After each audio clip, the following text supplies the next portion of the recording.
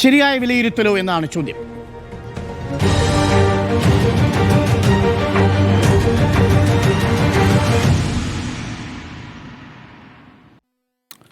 സ്മൃതി, ഇപ്പോൾ സംസ്ഥാന സെക്രട്ടറി പറഞ്ഞിരിക്കുന്നത് ഭരണവിരുദ്ധ വികാരമില്ല. CPM സംസ്ഥാന സെക്രട്ടേറിയറ്റിന് ശേഷം CPMൻ്റെ സംസ്ഥാന സെക്രട്ടറി തന്നെ റിപ്പോർട്ട് ചെയ്യുന്നത് അങ്ങനെ വിലയിരുത്തിയിട്ടില്ല എന്നാണ്. ശബരിമല സ്വർണ്ണക്കൊള്ള പ്രധാന തിരിച്ചടിയായിട്ടും വിലയിരുത്തിയിട്ടില്ല. ബാക്കി എന്താണെന്ന് പരിശോധിക്കണം എന്ന് പറയുന്നുണ്ട്. അപ്പോൾ അത് മാത്രമല്ല, ഒരു മൂന്നാം വട്ടം അതിനുള്ള ഒരുക്കങ്ങളുണ്ട്. അത് ഈ തെരഞ്ഞെടുപ്പ് അതിനൊരു തടസ്സമല്ല ഈ ഫലം എന്നുള്ളതാണ് CPMൻ്റെ വിലയിരുത്തൽ. അത് ശരിയായ വിലയിരുത്തലാണോ? ശരിയായ വിലയിരുത്തൽ പാർട്ടി സെക്രട്ടേറിയറ്റിൽ നടന്നിട്ടുണ്ടോ എന്ന് പൂർണ്ണമായിട്ടും അറിയില്ല. പക്ഷേ ഏതായാലും പുറത്തേക്ക് പറയുന്നതിൽ ഭരണവിരുദ്ധ വികാരമില്ല എന്നുള്ളതാണ്. ഇനിയിപ്പോൾ പിണറായി വിജയൻ സർക്കാരിനെതിരെ ഭരണവിരുദ്ധ വികാരം ഉണ്ടെങ്കിൽ തന്നെ ഭരണവിരുദ്ധ വികാരമുണ്ട് എന്ന് പറയാൻ ഇവിടെ പാർട്ടി സെക്രട്ടറി തയ്യാറാകില്ല എന്നുള്ളതാണ്.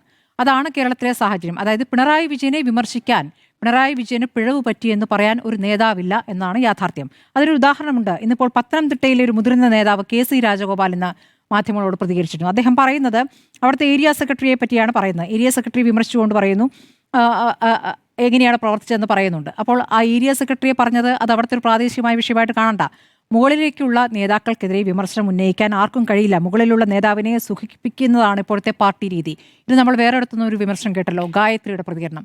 ആര്യ തിരുവനന്തപുരത്തെ മേയറുടെ കാര്യത്തിലും പറഞ്ഞു. അപ്പോൾ ഇതാണ് ഇപ്പോൾ ഇവിടുത്തെ ഒരു രീതിയായി നിൽക്കുന്നത്.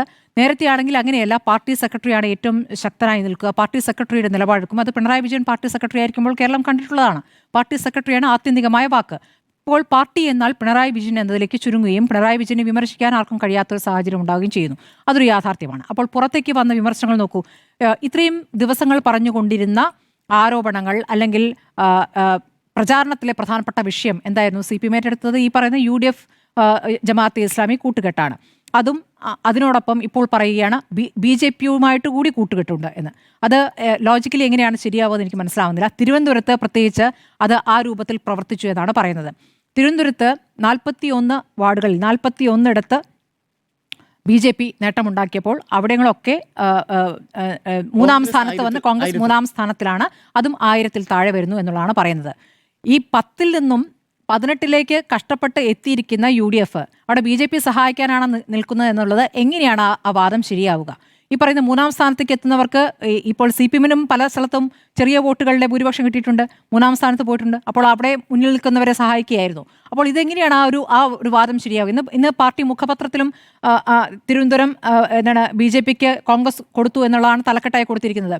ഇന്നത്തെ വിലയിരുത്തലും വിശകലനങ്ങളും അങ്ങനെ വരുന്നു. അപ്പോൾ അവർക്കിടയിൽ നിന്ന് തന്നെ എങ്ങനെയാണ്, മുന്നണിയിൽ നിന്ന് വരുന്ന വിമർശനം എങ്ങനെയാണ്? മുന്നണിയിൽ ജനയുഗത്തിൽ നിന്ന് ലേഖനമുണ്ടല്ലോ, ജനയുഗത്തിലെ ലേഖനത്തിൽ ഈ പറയുന്ന സമീപനങ്ങളെ മുഴുവൻ വിമർശിക്കുന്നുണ്ട്. നമുക്ക് പറ്റിയിരിക്കുന്ന പിഴവുകൾ അത് പരിഹരിക്കേണ്ടതുണ്ട്, വീഴ്ചകളും അതിൻ്റെ പേരിൽ ഉണ്ടാകുന്ന വീഴ്ചകൾ പരിശോധിക്കേണ്ടതുണ്ട് എന്ന് പറയുമ്പോൾ ഈ ജനാധിപത്യ, അതായത് മതമൗലികവാദമടക്കം മതബോധത്തോടും ജാതീയതയോടും മതനിരപേക്ഷ ജനാധിപത്യ രാഷ്ട്രീയം പാലിക്കേണ്ട അകലം പാലിക്കുന്നില്ല എന്നും അത്തരം പ്രവണതകളോടും ശക്തികളോടും മൃദു സമീപനം കൈക്കൊള്ളുന്നു എന്നുമുള്ള തോന്നൽ ഉണ്ടാകുന്നുണ്ടെന്ന് പറയുന്നുണ്ട്. അപ്പോൾ അതൊരു ആത്മവിമർശനം നടത്തേണ്ടതുണ്ടെന്നുള്ളതാണ്. അങ്ങനെ ഒരു തോന്നൽ ഉണ്ടാക്കിയിട്ടുണ്ടെങ്കിൽ അതിനൊരു ഉത്തരവാദി ഉണ്ടാകുമല്ലോ. ആ ഉത്തരവാദി ആരാണ്? തോമസ് ഐസക്കിന്റെ ഫേസ്ബുക്ക് പോസ്റ്റിൽ പറയുന്നുണ്ടല്ലോ. തോമസ് ഐസക്കിന്റെ ഫേസ്ബുക്ക് പോസ്റ്റിൽ പറയുന്നു, ന്യൂനപക്ഷ വോട്ട് ലോക്സഭാ തെരഞ്ഞെടുപ്പ് സമയത്ത് നഷ്ടമായതുപോലെ ഇവിടെ പലസ്തീൻ അനുകൂല പരിപാടി, പലസ്തീൻ ക്യാമ്പയിൻ നടത്തിയിട്ടും ആ സമയത്ത് പോലും ഈ വോട്ട് നഷ്ടപ്പെടുന്നു എന്നുള്ളതാണ്. അത് രണ്ടർത്ഥത്തിൽ വേണമെങ്കിൽ കാണാം. ഈ പലസ്തീൻ അനുകൂല ക്യാമ്പയിൻ നടത്തുന്നത് എന്തിനാണ്? വോട്ടിന് വേണ്ടിയാണോ എന്നൊരു ചോദ്യം വേണമെങ്കിൽ ചോദിക്കാം വിമർശകർക്ക്. ഇനി അത് ചെയ്തിട്ടും ന്യൂനപക്ഷ വോട്ട് പോയി എന്ന വിലയിരുത്തൽ അദ്ദേഹം നടത്തുന്നുണ്ട്.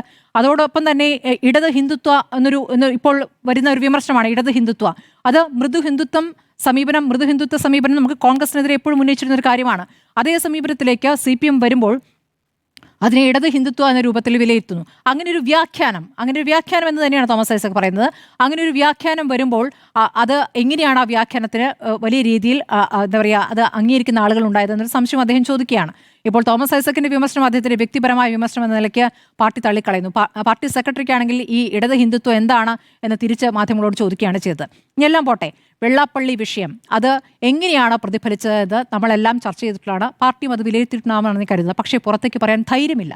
എന്താണ് വെള്ളാപ്പള്ളിയുമായി ബന്ധപ്പെട്ടും ഇന്ന് മാധ്യമങ്ങൾ ആവർത്തിച്ച് അങ്ങോട്ടെടുത്ത് ചോദിക്കുമ്പോഴാണ് അതും പരിശോധിക്കും എന്നിങ്ങനെ ഒഴുക്കമട്ടിൽ പറയുന്നത്. അല്ലാതെ അതൊരു പ്രധാനപ്പെട്ട ഘടകമായി എന്ന രൂപത്തിലുള്ള വിലയിരുത്തലേക്ക് അവർ എത്തിയിട്ടുണ്ടോ? അങ്ങനെയെങ്കിൽ ആ പിഴവ് ആർക്കാണ് പറ്റിയിരിക്കുന്നത്? വെള്ളാപ്പള്ളിക്ക് കൊട പിടിച്ചതാരാണ്? പിണറായി വിജയനാണ്. അപ്പോൾ പിണറായി വിജയനെ വിമർശിക്കേണ്ടി വരും. അങ്ങനെ ഒരു വിമർശനത്തിലേക്ക് CPM പോകുമോ? അതൊരു പ്രധാനപ്പെട്ട കാര്യമാണ്. ഇതിപ്പോൾ ഇല്ലത്തുനിന്ന് പുറപ്പെടുകയും ചെയ്തു, അമ്മാത്തൊട്ട് എത്തിയതുമില്ല എന്നുള്ളതാണ്. ന്യൂനപക്ഷത്തിന്റെ സംരക്ഷകരായി ഒരു സമയത്ത് അവതരിച്ചു.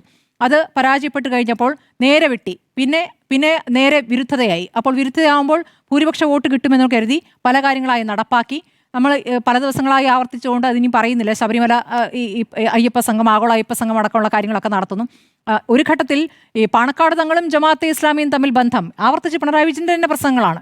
പാണക്കാട് തങ്ങളും ജമാഅത്തെ ഇസ്ലാമി ഇത് തന്നെ ഇങ്ങനെ ആവർത്തിച്ച് പറയുമ്പോൾ ജമാഅത്തെ ഇസ്ലാമി മാത്രമല്ല തിരിച്ചു കുത്തിയിരിക്കുന്ന വോട്ട്. ജമാഅത്തെ ഇസ്ലാമി തുലവും തുച്ഛമായ ഒരു സംവിധാനമാണ്. അതിനെ വലിയ രൂപത്തിൽ ഇവിടെ ഒരു വലിയ ഭയപ്പെടുത്തുന്ന സംവിധാനമാണ് എന്ന രൂപത്തിൽ അവതരിപ്പിക്കുക. അത് കേൾക്കുമ്പോൾ സാധാരണ ഒരു ന്യൂനപക്ഷത്തിൻ്റെ ഭാഗമായി നിൽക്കുന്ന ആളുകൾക്ക് വേറെ രൂപത്തിലാണ് അത് വിലയിരുത്തുന്നത്. മലപ്പുറം പരാമർശം അവിടെ നിൽക്കുന്നു. മലപ്പുറത്ത് ശ്വാസമുട്ടുന്ന വെള്ളാപ്പള്ളി വിമർശിക്കാതിരിക്കുന്നു. അതിനപ്പുറം വെള്ളാപ്പള്ളി പുകഴ്ത്തുന്നു. ഗുരുവിൻ്റെ വചനങ്ങൾ അതേപോലെ നടപ്പാക്കിയ ആളാണ് വെള്ളാപ്പള്ളി എന്നാണ് പുകഴ്ത്തുന്നത്. അപ്പോൾ ഇതൊക്കെ തന്നെയും വിലയിരുത്തപ്പെട്ടിട്ടുണ്ട്. തെക്കെങ്ങനെ വോട്ട് പോയി. ഇന്നിപ്പോൾ തലസ്ഥാനത്തിൻ്റെ കണക്കുകളൊക്കെ അദ്ദേഹം വിശദമായി പറയുമ്പോൾ കൊല്ലത്തേക്ക് തൊട്ടിട്ടില്ലല്ലോ. കൊല്ലത്ത് മാധ്യമങ്ങൾ ചോദിക്കുമ്പോഴാണ് കൊല്ലത്തും പറയുന്നത് അങ്ങനെയല്ലോ, ഗ്രാമപഞ്ചായത്തും അവിടേക്കൊക്കെ പോകുമ്പോൾ നമുക്ക് നഷ്ടപ്പെട്ടിട്ടില്ല. കൊല്ലത്ത് നഷ്ടപ്പെടുക എന്നൊരു ചെറിയ നഷ്ടമല്ലെന്നേ. ആ വോട്ട് എങ്ങനെയാണ് പോയത്? അത് ശബരിമല സ്വർണ്ണക്കൊള്ളയുമായി ബന്ധപ്പെട്ട ഒരു വലിയ വിഷയമാണ്. ആ വിഷയം ബാധിച്ചിട്ടുണ്ടോ എന്ന് ചോദിക്കുമ്പോഴും അദ്ദേഹം ഇന്ന് പറയുന്നത് അത് നോക്കുന്നേ ഉള്ളൂ എന്നാണ്. അപ്പോൾ ശരിയായ പരിശോധനകളിലേക്ക് കടന്നിട്ടുണ്ടാവില്ല ഉറപ്പായിട്ടും. ഇന്നിപ്പോൾ സെക്രട്ടറിയേറ്റ് ചേർന്നിട്ടേ ഉള്ളൂ. പക്ഷേ നമ്മളൊക്കെ മനസ്സിലാക്കിയ കാര്യം CPM ഒരു കേഡർ സംവിധാനമാണ്. CPM ഏറ്റവും അടിത്തട്ടിൽ നമ്മളിതാ പരാജയപ്പെടാൻ പോകുന്നു എന്ന കൃത്യമായ സൂചന അവർക്ക് തന്നെ കിട്ടും. വളരെ വേഗത്തിൽ കണക്കുകൾ തയ്യാറാക്കുകയും, കോൺഗ്രസിനെ പോലെയല്ല, വളരെ വേഗത്തിൽ കണക്കുകൾ തയ്യാറാക്കാനും എങ്ങനെ അത് സംഭവിച്ചു എന്ന് കണക്കൂട്ടാനും കഴിയുന്ന ഒരു സംവിധാനം CPM-നുണ്ട്. ആ സംവിധാനം എന്താണ്? പരാജയപ്പെട്ടു ഈ തദ്ദേശ തെരഞ്ഞെടുപ്പിൽ. എന്തുകൊണ്ട് അതിന് മനസ്സിലാക്കാൻ കഴിഞ്ഞില്ല? ഇതാണ് അവസ്ഥ എന്ന് മനസ്സിലാക്കാൻ കഴിഞ്ഞില്ല. അത് പ്രാദേശികമായ ചില പിഴവുകൾ കൊണ്ടാണോ? സ്ഥാനാർത്ഥി നിശ്ചയിച്ചുകൊണ്ടാണോ? അങ്ങനെയൊക്കെയുള്ള ചില വിലയിരുത്തലുകളൊക്കെ വരുന്നത്. അതൊരു ശരിയായ വിലയിരുത്തലാണ് എന്ന് എനിക്ക് തോന്നുന്നില്ല. എന്തായാലും സംസ്ഥാന രാഷ്ട്രീയത്തിൽ എന്താണോ നിങ്ങൾ എടുക്കുന്ന നിലപാട്, ഇപ്പോൾ തിരഞ്ഞെടുപ്പാനന്തരം നിങ്ങൾ എടുക്കുന്ന നിലപാടും പ്രധാനമാണ്. CPM എടുത്തിരിക്കുന്ന ഒരു പ്രധാനപ്പെട്ട നിലപാട് അതിനെ എന്താ പറയുക, അഭിനന്ദിക്കുകയാണ്. അതായത് BJP അകറ്റി നിർത്താൻ കോൺഗ്രസും CPM-ഉം തമ്മിൽ, ഇടതുപക്ഷവും തമ്മിൽ ഒരു ഐക്യമാകാം എന്ന രൂപത്തിൽ ചർച്ചകൾ നടക്കുന്നുണ്ടല്ലോ. ഇപ്പോൾ പാലക്കാട് നിന്നൊക്കെ ചില നേതാക്കൾ, അവിടുത്തെ നേതാക്കൾ ആ രൂപത്തിൽ പ്രതികരിക്കുകയും ചെയ്തു. പക്ഷേ അതുണ്ടാവില്ല എന്ന് വളരെ കൃത്യമായി തന്നെ ഇന്ന് പാർട്ടി സെക്രട്ടറി പറയുന്നുണ്ട്. അത് ഉണ്ടാവാതിരിക്കുക തന്നെയാണ് നല്ലത്. അത് ഉണ്ടാകുമ്പോൾ എന്താണെന്ന് വെച്ചാൽ അപ്പുറത്തെ BJP-യുടെ സ്ഥിരമുള്ള ആരോപണം അത് ശരിവെക്കും. ഞങ്ങൾക്കെതിരെ അവർ ഐക്യപ്പെടുകയാണ്, ഇന്ത്യ മുന്നണി എന്നുള്ള വാദം വരും. ഇനി വരാൻ പോകുന്ന നിയമസഭാ തെരഞ്ഞെടുപ്പാണ്. അപ്പോൾ നിയമസഭാ തെരഞ്ഞെടുപ്പിൽ പ്രതിരോധത്തിലാകാവുന്ന ഒരു കൂട്ടുകെട്ടിൻ്റെ ഒരു ആവശ്യമില്ല. അങ്ങനെ വേറെ നിൽക്കുക തന്നെയാണ് നല്ലത്. അതൊരു രാഷ്ട്രീയ ശരിയാണെന്ന് ഞാൻ മനസ്സിലാക്കുന്നത്. അതിൽ മാത്രമാണ് ഒരു വ്യക്തത ഈ വാർത്താ സമ്മേളനത്തിൽ പറഞ്ഞതിൽ ഉണ്ടായിട്ടുള്ളത്. ഇനി അകത്തെ കാര്യങ്ങൾ, അകത്ത് തീരുമാനിച്ചതോ ചർച്ച ചെയ്തിട്ടുള്ള കാര്യങ്ങളൊന്നും ഏതായാലും പുറത്തേക്ക് ആ രൂപത്തിൽ വന്നിട്ടില്ല. പാർട്ടി സെക്രട്ടറി പറഞ്ഞു വന്നിരിക്കുന്നത് ഇവിടെ BJP ബാന്ധവം, BJP-യും കോൺഗ്രസും കൂടി ചേർന്ന് CPM-നെ അങ്ങ് ഇല്ലാതാക്കി, അല്ലെങ്കിൽ CPM പരാജയപ്പെടുകയില്ലായിരുന്നു എന്നുള്ളതാണ്. അതൊരു ശരിയായ വിലയിരുത്തലായി എനിക്ക് തോന്നുന്നില്ല. ഈ തിരുവനന്തപുരം കോർപ്പറേഷനിൽ 25 ഇടങ്ങളിൽ കോൺഗ്രസിന് 1000-ൽ താഴെ വോട്ടുകളാണുള്ളത്. അപ്പോൾ ആ കോൺഗ്രസ് വോട്ടുകൾ BJP-ലേക്ക് ഷിഫ്റ്റ് ചെയ്തു എന്നുള്ളതാണ് CPM-ന്റെ. നോക്കൂ, അതെന്താ പറഞ്ഞത്, നേരത്തെ 10 ഉണ്ടായിരുന്നത് 18-ലേക്ക് എത്തിയവരാണിത് അല്ലേ? അപ്പോൾ 18-ലേക്ക് എത്താൻ അവർ പണിയെടുത്തതാണ്. അപ്പോൾ അതിനെ ആ വോട്ട് മുഴുവൻ BJP-ക്ക് പോയി എന്ന് കരുതുക. അപ്പോൾ ഈ 40 ഇടങ്ങളിൽ 3-ാം സ്ഥാനത്ത് വന്നത് എങ്ങനെയാണ്? 40 ഇടങ്ങളിൽ എത്ര ഇടങ്ങളിൽ CPM 3-ാം സ്ഥാനത്ത് പോയിട്ടുണ്ട്? വളരെ കുറവാണ്. 3-ാം സ്ഥാനത്തേക്ക് പോയിട്ടേ ഇല്ലേ? എവിടെ? തിരുവനന്തപുരത്തെ കാര്യമല്ല, തിരുവനന്തപുരത്തെ കാര്യം മാത്രമല്ലേ പറഞ്ഞത്? തിരുവനന്തപുരത്തെ കാര്യം മാത്രമായിട്ട് എങ്ങനെ പറയുന്നത്? തിരുവനന്തപുരം 19 ആക്കിയതിനകത്ത് 8 സീറ്റും CPM-ന്റെ പിടിച്ചെടുത്തേക്കണേ, BJP-യുടെ അല്ല. ഞാൻ ഈ കോൺഗ്രസിന് കിട്ടേണ്ട വോട്ട് BJP-ക്ക് ഇട്ടുകൊടുക്കുന്നു എന്ന് ഞാൻ കരുതുന്നില്ല. ഇനിയിപ്പോൾ അവിടെ BJP മനസ്സിലേക്ക് ആളുകൾ പോയിട്ടുണ്ടെങ്കിൽ അതിന്റെ ഉത്തരവാദിത്വം ഇത്രയും കാലം 40 വർഷം അവിടെ കോർപ്പറേഷൻ ഭരിച്ച CPM-ന് അതിന്റെ ഉത്തരവാദിത്തമില്ല, കോൺഗ്രസിനാണെന്ന് പറയുന്നത് പരിഹാസ്യമായ പ്രതികരണമാണ്. അത് പരിഹാസ്യമാണ്. നിങ്ങൾ കണക്കുകൾ എത്ര കൂട്ടിയാലും ആരാണ് ആത്യന്തികമായി ജയിച്ചത്, ആരാണ് തോറ്റത് എന്ന ചോദ്യം വരുമ്പോൾ നിങ്ങൾ ഇങ്ങനെ ഈ സാങ്കേതികത്വത്തിലേക്ക് പോകുന്നതിൽ ഒരു അർത്ഥവുമില്ല. സംശയം വരുന്നത് ഇതാണ്. 1,70,75,000 വോട്ട് നേടിയ CPM 2-ാം സ്ഥാനത്ത് വരികയും 1,65,000 വോട്ടുകൾ നേടിയ BJP സീറ്റുകളുടെ കാര്യത്തിൽ 1-ാം സ്ഥാനത്ത് വരികയും ചെയ്യുന്നു. പക്ഷെ അവിടെ കോൺഗ്രസിന് കിട്ടിയ വോട്ട് 1,20,20,000 കനത്ത പോരാട്ടം കാഴ്ചവെച്ചു എന്ന് പറയുമ്പോഴും അവർ 3-ാം സ്ഥാനത്തെത്തിയ 40 സീറ്റുകൾ, 1000-ൽ താഴെ വോട്ടുകളുള്ള 25 സീറ്റുകൾ. അതാണ് CPM-നെ സംശയിച്ച് ഒരു സംശയമുണ്ടാക്കുന്നത്. CPM-നെ സംബന്ധിച്ച് ഈ കോൺഗ്രസ് വോട്ടുകൾ BJP-യിലേക്ക് ഷിഫ്റ്റ് ചെയ്തിട്ടുണ്ടോ? ശരി, നമുക്കത് കോൺഗ്രസ് വോട്ടുകൾ BJP-യിലേക്ക് ഷിഫ്റ്റ് ചെയ്തിട്ടില്ലെന്ന് കരുതാം. പക്ഷേ കോൺഗ്രസ് നേതാക്കൾ പറഞ്ഞ കാര്യം എന്താ? KC വേണുഗോപാലും മുരളീധരനും പറഞ്ഞത് BJP-ക്ക് മുഖ്യമന്ത്രി ദാനം കൊടുത്തിരിക്കുന്നു തിരുവനന്തപുരം കോർപ്പറേഷൻ എന്ന. എന്ത് തെളിവിൻ്റെ അടിസ്ഥാനത്തിലാണ്? തിരിച്ചല്ലേ തെളിവുകളുള്ളത്? അതാണ് ഇന്ന് CPM സംസ്ഥാന സെക്രട്ടറിയുടെ വിലയിരുത്തലുണ്ടായത്. കോർപ്പറേഷനിൽ അങ്ങനെ ഇടത് വോട്ടുകൾ പോയിട്ടേ ഇല്ല അല്ലേ? പറയാൻ പറ്റും. കണക്കിൻ്റെ അടിസ്ഥാനത്തിൽ തിരിച്ചാണ്. കോൺഗ്രസ് പിടിച്ചെടുത്തത് ഇടതുപക്ഷത്തിൻ്റെ സീറ്റുകളാണ്. CPM 28 സീറ്റുകൾ വിജയിച്ചു, ബാക്കി 2ാം സ്ഥാനത്ത് വന്നു. 6 ഇടങ്ങളിൽ 50-ൽ താഴെയാണ് BJP-യുടെ ഭൂരിപക്ഷം. അവിടെ സെക്കൻഡ് നിൽക്കുന്നത് കോൺഗ്രസ് അല്ല, CPM ആണ്. 1000 വോട്ടേ ഉള്ളൂ 25 വാർഡുകളിൽ കോൺഗ്രസിന്. ഇതെങ്ങനെ വിശദീകരിക്കും? ഇന്നിപ്പോൾ സംസ്ഥാന സെക്രട്ടേറിയറ്റിൻ്റെ വിലയിരുത്തൽ, സംസ്ഥാന സെക്രട്ടറി മാധ്യമങ്ങളെ കണ്ടപ്പോൾ പറഞ്ഞത് ശരിയായ വിലയിരുത്തലാണോ തദ്ദേശ തെരഞ്ഞെടുപ്പ് പരാജയത്തിൽ എന്നുള്ളതാണ് ചോദ്യം. ജിമ്മി, രണ്ട് വിലയിരുത്തലുകൾ CPM-ൻ്റെയും CPI-യുടെയും പരസ്പര വിരുദ്ധമാണ്. സർക്കാരിന് ചില നടപടികൾ ശരിയായില്ല, അത് ഭരണ തോൽവിക്ക് കാരണമായി എന്ന് CPI പറയുമ്പോൾ അങ്ങനെ ഒരു വിഷയമേ ഇല്ല എന്നാണ് CPM-ൻ്റെ സംസ്ഥാന സെക്രട്ടറി പരസ്യമായി പുറത്തു പറഞ്ഞത്. നമ്മൾ എന്തുകൊണ്ട് തോറ്റു എന്നുള്ളൊരു ചോദ്യത്തിന് അവർ തന്നെ ഉത്തരം കണ്ടെത്തട്ടെ. ഇന്ന് ഗോവിന്ദൻ മാസ്റ്ററോട് വിശദമായി ഇതിൻ്റെ കാര്യങ്ങൾ വിശദമായി ചോദിക്കുമ്പോൾ അദ്ദേഹം അത് ഞങ്ങൾ പഠിച്ചുകൊണ്ടിരിക്കുകയാണെന്ന് പറഞ്ഞതിൻ്റെ കൂടെ അദ്ദേഹം പറഞ്ഞ 2 പ്രധാനപ്പെട്ട കാര്യങ്ങൾ. ഇപ്പോൾ തിരുവനന്തപുരത്താണെങ്കിൽ BJP കാര്യമായി UDF-ഉമായിട്ടുള്ളൊരു ബാന്ധവം ഉണ്ടായിരുന്നു. അതേസമയം മറ്റ് സ്ഥലങ്ങളിൽ ജമാഅത്തെ ഇസ്ലാമിയും അതുപോലെ തന്നെ SDPയും ഒക്കെ കോൺഗ്രസിൻ്റെ കൂടെ ചേർന്ന് വളരെ വലിയ പ്രചാരവേല നടത്തി എന്നുള്ളതാണ്. അത് തിരുവനന്തപുരത്തിൻ്റെ കാര്യത്തിൽ നേരത്തെ ആരോടും ചോദിച്ചിരുന്നു. വെള്ളാപ്പള്ളി ഗോവിന്ദൻ മാസ്റ്ററുടെ അഭിപ്രായത്തിൽ 41 സീറ്റുകൾ കോൺഗ്രസിന് വളരെ കുറഞ്ഞ വോട്ടുകൾ 100-ൽ താഴെ ഉണ്ടായിരുന്നുള്ളൂ, 1000-ൽ താഴെ ഉണ്ടായിരുന്നുള്ളൂ എന്നുള്ളത്. കഴിഞ്ഞ വർഷം 2025-ൽ ഇതിലും ദയനീയമായിരുന്നു കോൺഗ്രസിൻ്റെ സ്ഥിതി എന്നുള്ളതാണ് എൻ്റെ വസ്തുത. 67ആണോ 69ആണെന്ന് എനിക്കറിയില്ല, അതിലും മോശമായിരുന്നു. ചിലയിടത്ത് ഈ പറയുന്ന 1000 അല്ല 500-ൽ താഴെയായിട്ട് കോൺഗ്രസ് നിലംപരിശായ കാഴ്ചയും ഉണ്ടായിരുന്നു. കോൺഗ്രസ് ചിത്രത്തിലേ ഉണ്ടായിരുന്നില്ല. ഇത്തവണ കോൺഗ്രസ് സജീവമായി രംഗത്തിരുമ്പോൾ അന്നേ ഞാൻ പറഞ്ഞിരുന്നു, ഇതിനകത്ത് BJP-ക്ക് ഒരു വലിയ പോസിറ്റീവ് സാധ്യത ഉണ്ടാകാനുള്ള കാരണം തിരുവനന്തപുരം നഗരത്തിൻ്റെ കോർപ്പറേഷൻ്റെ പ്രത്യേകത, ചില സ്ഥലങ്ങളിൽ നേരിട്ട് കോൺഗ്രസും BJP-യും തമ്മിൽ മത്സരമുണ്ട്. വളരെ ചുരുക്കം സ്ഥലങ്ങളിലേ ഉള്ളൂ. നമ്മൾ റിസൾട്ട് പരിശോധിക്കുമ്പോൾ അത് പ്രധാനമായിട്ടുള്ള ഒരു സ്ഥലം ശബരിനാഥ് മത്സരിച്ച കവടിയാറാണ്. മറ്റത് സർപ്രൈസ് ആയിട്ടൊന്ന് കഴക്കൂട്ട മണ്ഡലത്തിലെ 2 വാർഡുകളിലാണ്. ഇങ്ങനെ വളരെ ചുരുക്കമുള്ള അറ്റവും പുരിയും മാത്രമേ ഉള്ളൂ നേരിട്ട് BJP-യും കോൺഗ്രസും തമ്മിൽ മത്സരം നടക്കുന്ന സ്ഥലങ്ങൾ. ബാക്കി സ്ഥലങ്ങളിലെല്ലാം കോൺഗ്രസ് വേഴ്സസ് LDF ആണ്, അല്ലെങ്കിൽ UDF വേഴ്സസ് LDF ആണ്. അതാണ് ഒരു ചിത്രം. മറ്റൊരു ചിത്രം LDF വേഴ്സസ് BJP ആണ്. ഇത് വേറൊരു ചിത്രം. അവിടെ കോൺഗ്രസ് 3-ാം സ്ഥാനത്തായിരിക്കും. അങ്ങനെ തന്നെയാണ് റിസൾട്ട് വന്നിരിക്കുന്നത്. ഇതാണ് കോർപ്പറേഷനിലെ ഒരു ചിത്രം. അതായത് CPM-ഉം അല്ലെങ്കിൽ LDF-ഉം UDF-ഉം തമ്മിൽ മത്സരിച്ചപ്പോൾ അവിടെ ചില സ്ഥലങ്ങളിൽ 10 UDF ഇടിച്ചു കയറുന്ന ഒരു സാഹചര്യം ഉണ്ടാകുന്നു. അവിടെ CPM-നെ തോൽപ്പിക്കുന്നു. പല സ്ഥലങ്ങളിലും ഒരു വോട്ട് കട്ടറായി UDF മാറുന്നു. ഇനി വോട്ടുകൾ അങ്ങോട്ടും ഇങ്ങോട്ടും മറിച്ചോ, അതൊരു ന്യായമായ ചോദ്യമാണ്. പക്ഷേ ഞാനൊരു ചെറിയ കണക്ക് പറയാം. ഇപ്പോൾ കഴിഞ്ഞ തവണ ആക്കുളത്ത് BJP 3-ാം സ്ഥാനത്താണ്, 167 വോട്ടേ ഉള്ളൂ. CPM ജയിച്ച സ്ഥലമാണ്, കോൺഗ്രസ് ജയിച്ച സ്ഥലമാണ്. ഇത്തവണ BJP അവിടെ ജയിച്ചു 1334. 5 വർഷം കൊണ്ട് 167-ൽ നിന്ന് 1334-ലേക്ക് കയറുകയാണ്. കഴക്കൂട്ടം അവിടെ CPM ജയിച്ചത്. അവിടെ BJP-ക്ക് എത്ര വോട്ടെന്നറിയാമോ? 1000 വോട്ടില്ല. CPM-ന്റെ സംസ്ഥാന സെക്രട്ടറി പറയുന്ന കണക്ക് ശരിയാണെങ്കിൽ കഴക്കൂട്ടത്ത് CPM ജയിച്ചത് BJP-യുടെ വോട്ട് കൊണ്ടായിരിക്കണം അല്ലേ? ഇനി ചന്തവിളയിൽ BJP ജയിച്ചു, അവിടെയും CPM-ന് 1000 വോട്ട് താഴെയാണ്. സൈനിക സ്കൂൾ അവിടെയും CPM ജയിച്ചു, BJP ജയിച്ചു, CPM 990 വോട്ടേ ഉള്ളൂ. അതങ്ങനെ വരുമെന്നേ. CPM-ഉം BJP-യും തമ്മിലുള്ള ഫൈറ്റിൻ്റെ സ്ഥലങ്ങളിലും അല്ലാത്ത സ്ഥലങ്ങളിലൊക്കെ ഇതിങ്ങനെ മാറി വരും. അതൊരു ബോധപൂർവം ഒരു പ്ലാൻ്റെ ഭാഗമായി എന്ന് പറയുന്നതിനകത്ത് രാഷ്ട്രീയമായൊരു വിശകലനം തീരെ ശരിയല്ല. ഞാൻ ആദ്യം പറഞ്ഞ പ്രധാനപ്പെട്ട കാര്യം, CPM-ഉം BJP-യും തമ്മിൽ ഒരിടത്ത് മത്സരിക്കുന്നു പല സ്ഥലങ്ങളിലും, വേറൊരു സ്ഥലത്ത് കോൺഗ്രസും CPM-ഉം തമ്മിൽ മത്സരിക്കുന്നു. ഇതാണ് തിരുവനന്തപുരം കോർപ്പറേഷൻ്റെ ഒരു രീതി. ഇനി വളരെ രസകരമായ ഒരു കഥ കൂടെ പറയാം. ജഗതിയിൽ BJP ജയിച്ച സ്ഥലത്ത് കോൺഗ്രസ് 2-ാം സ്ഥാനത്താണ്. LDF-ന് എത്ര വോട്ടാണെന്നറിയോ? 513. പൂജപ്പുരയിൽ കോൺഗ്രസ് 1-ാം സ്ഥാനത്താണ്, അവിടെ CPM-ന് 3-ാം സ്ഥാനത്താണ്, 460 വോട്ട്. അപ്പോൾ CPM കോൺഗ്രസിനെ സഹായിച്ചു. ഇതിലൊന്നും ഒരു കാര്യമില്ല, തോൽവിയാണ്. UDF വളരെ ശക്തമായി മുന്നോട്ട് കയറാൻ തീരുമാനിച്ചപ്പോൾ CPM-ൻ്റെ കോട്ടകൾ പലയിടത്തും പ്രശ്നം പറ്റി.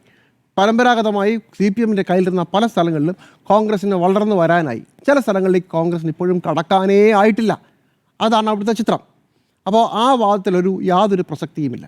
ഇന്ന് അദ്ദേഹം മാധ്യമങ്ങളെ കാണുമ്പോൾ എന്തുകൊണ്ട് തോറ്റു എന്നതിന് തിരുവനന്തപുരത്തെ കഥ പറഞ്ഞത് BJPയുടെ കാര്യമാണ്. ബാക്കി സ്ഥലങ്ങളിലൊക്കെ SDPഐയും ജമാഅത്തെ ഇസ്ലാമിയും പ്രചാരവേല നടത്തി. എന്ത് പ്രചാരവേല നടത്തി എന്നാണ് പറയുന്നത്? ആ പ്രചാരവേലയെക്കുറിച്ചാണ് തോമസ് ഐസക് ഇന്നലെ പറഞ്ഞത്. നമ്മൾ എന്താണ് ഇടത് ഹൈന്ദവത എന്നൊരു ആരോപണമുണ്ട്, അതായിരിക്കണമല്ലോ ഈ പ്രചാരവേല. പക്ഷേ പാർട്ടി സെക്രട്ടറി ഇന്ന് പറഞ്ഞത് അങ്ങനൊരു അതെന്ത് സാധനം എന്നാണ് ചോദിച്ചത്. അപ്പോൾ പറഞ്ഞു, മാഷി ഫേസ്ബുക്ക് ഒന്നും നോക്കാറില്ലേ, ഈ ഫേസ്ബുക്ക് മുഴുവൻ നെഗറ്റീവാണ്. അല്ല, തോമസ് ഐസക്കാ പറഞ്ഞത്. എനിക്കറിയില്ല, പാർട്ടിക്ക് അങ്ങനെ ഒരു വിലയിരുത്തലില്ല. അപ്പോൾ പിന്നെ എന്ത് പ്രചാരവേലയായിരുന്നു നടന്നത്? ഈ രണ്ട് കാര്യവും നടക്കുന്നില്ല. അപ്പോൾ എന്തുകൊണ്ട് തോറ്റു എന്നതിനെക്കുറിച്ച് കുറച്ചുകൂടെ വിശദമായി ഉത്തരം പറയണം. ഒരു പക്ഷേ ഇപ്പോൾ ഒരു പ്രാദേശിക തിരഞ്ഞെടുപ്പിൽ ഞാൻ വിചാരിക്കുന്നില്ല സംസ്ഥാന തലത്തിലെ വിഷയങ്ങളൊക്കെ വ്യാപകമായി ചർച്ചയാകുമെന്ന്. CPI പക്ഷേ അങ്ങനെ പറയുന്നുണ്ട്. അത് സർക്കാരിൻ്റെ വിലയിരുത്തൽ കൂടിയാണ് എന്നാണ് CPI ഭംഗ്യന്തരാണ് പറഞ്ഞു വെച്ചത്. CPI പിണറായി വിജയനെ ലക്ഷ്യം വെച്ചുകൊണ്ടാണ് ഇന്ന് പറഞ്ഞത് ശബരിമല അടക്കമുള്ള വിഷയങ്ങളിൽ നിങ്ങൾക്ക് പാളി. അത് പറഞ്ഞിരിക്കുന്നത് കേരളത്തിലെ ഭരിക്കുന്ന മുന്നണിയിലെ ഒരു പ്രധാനപ്പെട്ട പാർട്ടിയാണ്. ആ പാർട്ടി ആരോപിക്കുന്നത് അങ്ങനെയാണ്. പക്ഷേ CPM പറയുന്നു അങ്ങനെ ഒരു വിഷയമില്ല, ഞങ്ങൾക്ക് അങ്ങനെ ഒരു ഭരണവിരുദ്ധ വികാരം, അതൊരു ജനറലൈസ്ഡ് ആയിട്ടാണ് പറഞ്ഞത്. അപ്പോൾ ഭരണവിരുദ്ധ വികാരമില്ലെങ്കിൽ പിന്നെ എന്ത് വികാരമാണ് നിങ്ങളെ തോൽപ്പിച്ചത്? ഞാൻ കരുതുന്നത് കേരളത്തിൽ നിന്ന് നടന്നത് ഒരു പൊളിറ്റിക്കൽ വോട്ടിംഗ് ആണ്. CPM സർക്കാർ ചെയ്ത എന്തൊക്കെ നല്ല കാര്യങ്ങളുണ്ടോ ആ കാര്യങ്ങൾ വോട്ടായി മാറിയോ ഇല്ലയോ എന്നുള്ളതല്ല വിഷയം. പൊളിറ്റിക്കൽ വോട്ടിംഗ് ആണ് നടന്നിരിക്കുന്നത്. ഇപ്പോൾ മുസ്ലിം സമുദായത്തിൻ്റെ ഭാഗത്ത് നിന്ന് കേരളത്തിൽ അങ്ങ് കാസർഗോഡ് മുതൽ തിരുവനന്തപുരം വരെ അടപടലം CPMനെ കൈയൊഴിഞ്ഞു എന്നുള്ളത് ഇന്ന് അദ്ദേഹവും CPM സംസ്ഥാന സെക്രട്ടറിയും പറഞ്ഞു ശരിയാണ്. ചില നഷ്ടങ്ങൾ ന്യൂനപക്ഷ മേഖലയിൽ നമുക്ക് ഉണ്ടായിട്ടുണ്ട്. അപ്പോഴും മലപ്പുറത്ത് ഞങ്ങൾക്ക് 10 ലക്ഷം വോട്ടുണ്ട് കേട്ടോ എന്നാണ് പറഞ്ഞത്. മലപ്പുറത്ത് 28 ലക്ഷം വോട്ടുകളേ ഉള്ളൂ. അത് 10 ലക്ഷം വോട്ട് നമുക്കുണ്ട്. അതിലൊരു കാര്യമില്ല, തെരഞ്ഞെടുപ്പാണ്. ഇപ്പോൾ കോർപ്പറേഷനിൽ അമ്പേ പരാജയപ്പെട്ട കോർപ്പറേഷനിൽ CPMൻ്റെ വോട്ട് 1,75,000 ഭരണം പിടിച്ച BJP 1,60,000 ഉള്ളൂ. അപ്പോൾ അതുകൊണ്ടെന്നാൽ CPM ജയിക്കുമോ? അതങ്ങനെയാണെന്ന്. ഇത് ഇങ്ങനെ. എന്നാൽ ജില്ലാ പഞ്ചായത്ത് വരുമ്പോൾ കണക്ക് പറഞ്ഞില്ല. ജില്ലാ പഞ്ചായത്ത് ഞങ്ങൾ ജയിച്ചെന്നാണ് പറഞ്ഞത്. ജില്ലാ പഞ്ചായത്തിൽ എത്ര വോട്ടെന്ന് പറഞ്ഞില്ല. അപ്പോൾ ഇതിനകത്തൊക്കെ കണക്കുകളുടെ കളിയാണ്. ജില്ലാ പഞ്ചായത്തിൽ 2025 UDF 13 സീറ്റ് പിടിച്ചു. 2020 അവർ വെറും 5 സീറ്റായിരുന്നു. കൊല്ലത്തെക്കുറിച്ച് എടുത്തു പറഞ്ഞപ്പോൾ അദ്ദേഹം കൊല്ലം കോർപ്പറേഷൻ്റെ കാര്യമാണ് പറഞ്ഞത്. അവിടെ ജില്ലാ പഞ്ചായത്തിൽ 2025 ഈ വർഷം UDF 10 സീറ്റ് പിടിച്ചിട്ടുണ്ട്. കഴിഞ്ഞ തവണ വെറും 3 അപ്പോൾ കണക്കിൻ്റെ വിശദാംശങ്ങളിലേക്ക് പോകാതെ 10 ലക്ഷം മലപ്പുറത്തുണ്ടായിരുന്നു. തിരുവനന്തപുരം കോർപ്പറേഷനിൽ 1,70,000 ഉണ്ടായിരുന്നുള്ളതല്ല. A failure is a failure. യുദ്ധത്തിൽ സെക്കൻഡ് പ്രൈസ് ഇല്ല. തോറ്റത് തന്നെയാണ്. എന്തുകൊണ്ട് തോറ്റു എന്ന് വിലയിരുത്തുകയും ശരിയായി കണക്കൂട്ടുകയും ചെയ്യേണ്ടത് അത് CPMൻ്റെയും LDFിലെ മറ്റൊരു പ്രധാനപ്പെട്ട പാർട്ടിയായ CPIയുടെയും ഉത്തരവാദിത്തമാണ്. CPI കരുതുന്നു പിണറായി വിജയൻ സർക്കാരിൻ്റെ പല കാര്യങ്ങളും, അതിപ്പോൾ പൂരം കലക്കലായാലും അതവർ പറഞ്ഞെന്ന് എനിക്കറിയില്ല, പൂരം കലക്കലായാലും സ്വർണ്ണപ്പാളി വിഷയമായാലും ഒക്കെ കാര്യമായ പാളിച്ച ഉണ്ടായിട്ടുണ്ട് എന്നുള്ളതാണ് CPI കരുതുന്നത്. അത് CPMന് അങ്ങനെ ഒരു പാളിച്ചയായി കരുതുന്നില്ല എന്നുള്ളത് ഞാൻ അങ്ങനെ തന്നെ വിചാരിക്കും. കാരണം ഇന്നും ചോദിച്ചു സ്വർണ്ണപ്പാളി വിഷയത്തിൽ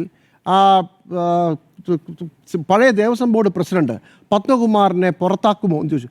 അതൊരു വിഷയമേ അല്ല, അതും നമ്മൾ പരിഗണിച്ചിട്ടില്ല എന്നാണ് അദ്ദേഹം പറഞ്ഞത്. അപ്പോൾ പിന്നെ എന്താണ് തോക്കാനുള്ള കാരണം? BJP തിരുവനന്തപുരത്താണെങ്കിൽ BJP, ബാക്കിയുള്ളിടത്ത് ജമാഅത്തെ ഇസ്ലാമി SDP. ഈ ഡയലോഗ് എത്ര കാലമായി നമ്മൾ കേൾക്കുന്നു? കുറച്ചുകൂടെ ശരിയായ വിശകലനത്തിന് സമയമായി.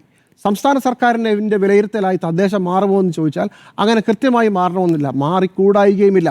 2015 വലിയ വിജയം നേടിയ ശേഷം 2016 LDF സർക്കാർ പിടിച്ചിട്ടുണ്ട്.